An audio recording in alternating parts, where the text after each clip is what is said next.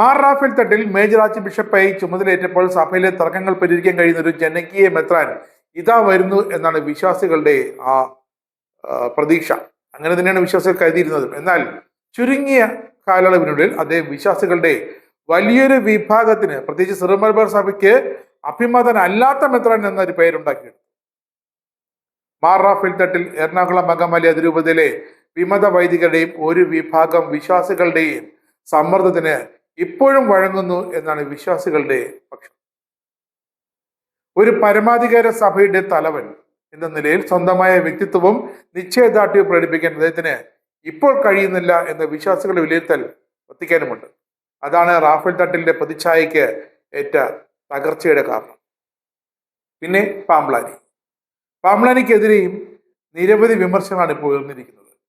വത്തിക്കാന്റെ കൽപ്പന ലംഘിച്ച് പ്രാദേശികമായി വിട്ടുവീഴ്ചകൾ ചെയ്ത മെത്രാന്മാരുടെ വത്തിക്കാൻ അതൃപ്തിയും പ്രകടിപ്പിച്ചു കഴിഞ്ഞു. സഭയുടെ ഐക്യത്തെക്കാൾ ഉപരിയായി താൽക്കാലിക സമാധാനത്തിന് വേണ്ടി വത്തിക്കാന്റെ അധികാരം അത് പണയപ്പെടുത്തി എന്ന ആക്ഷേപമാണ് ഇപ്പോൾ റോമിൽ നിന്നും മാർ റാഫേലിനെതിരെയും മാർ പാംബ്ലാനിക്കെതിരെയും ഇപ്പോൾ ഉയർന്നിരിക്കുന്നത്.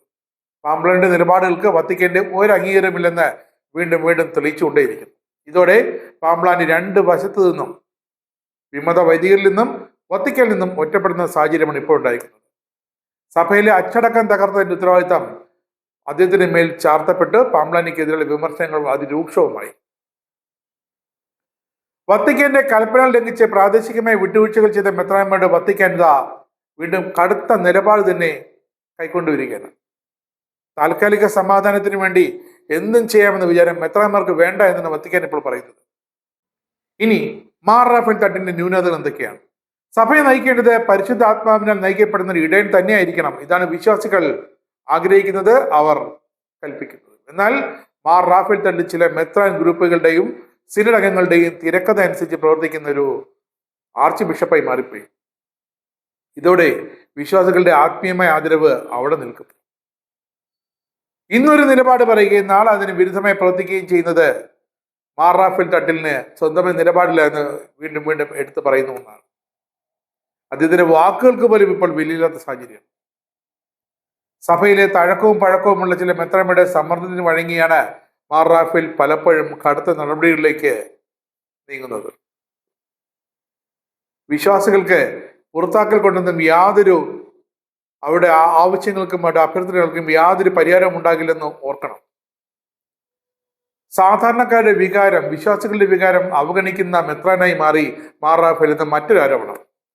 സിനഡിന്റെ യന്ത്രമായി പ്രവർത്തിക്കുമ്പോൾ താഴെത്തട്ടിലുള്ള വിശ്വാസികളുടെ കണ്ണുനീരോ അവരുടെ പ്രാർത്ഥനാപരമായ ആവശ്യങ്ങളോ ഒന്നും ഈ മെത്രാൻ പരിഗണിക്കുന്നതേ ഇല്ല. അദ്ദേഹത്തിന് ഒന്നിനും സാധിക്കുന്നില്ല, കാരണം വെറും യന്ത്രമായി മാറുന്നു എന്നാണ് ഇപ്പോഴത്തെ അടുത്ത ആരോപണം. ഇത് അദ്ദേഹത്തെ വെറും ഒരു രൂപതാ ഭരണാധികാരി മാത്രമാക്കി മാറ്റിയിരിക്കുന്നു. ചുരുക്കത്തിലൊരു നേതാവ് എന്നാൽ എല്ലാവരെയും കൂട്ടിയിണക്കുന്ന കണ്ണിയാകണം, പാലമാകണം. എന്നാൽ കളിപ്പാവയെ മാറുന്ന ആ സഭാ നേതൃത്വം സഭയിൽ ഭിന്നത വർദ്ധിപ്പിക്കുന്നതേ ഉള്ളൂ. നട്ടലില്ലാത്തൊരു നേതൃത്വം ഇപ്പോഴുള്ളതാണ് സിറോ മലബാർ സഭ നേരിടുന്ന ഏറ്റവും വലിയ പ്രതിസന്ധി. പലതവണ ആവർത്തിച്ചത് പറയേണ്ടി വരുന്നു. സഭയുടെ നിയമങ്ങൾ കർശനമായി നടപ്പാക്കുന്നതിൽ മാർ റാഫേൽ തട്ടിൽ തുടക്കത്തിൽ കാട്ടിയ കാലതാമസം വിമതരെ സഹായിക്കാനാണെന്ന് ഇപ്പോൾ വിശ്വാസികൾക്ക് മനസ്സിലായി. വിമതർക്ക് അമിത സ്വാതന്ത്ര്യം നൽകുന്നത് സഭയുടെ അച്ചടക്കം തകർക്കുമെന്ന് നേരത്തെ വിശ്വാസികൾ മുന്നറിയിപ്പ് നൽകിയിരുന്നു. പക്ഷേ മാർ റാഫേൽ വേണ്ട വ്യക്തമായി തന്നെ വിമതർക്ക് അനുകൂലമായ നിലപാടെടുത്തു. അതുകൊണ്ട് തന്നെയാണ് ഇപ്പോൾ മാർ റാഫേലും മാർ പാംബ്ലാനിയും വത്തിക്കാന് അനഭിമതരായി മാറിയിരിക്കുന്നത്.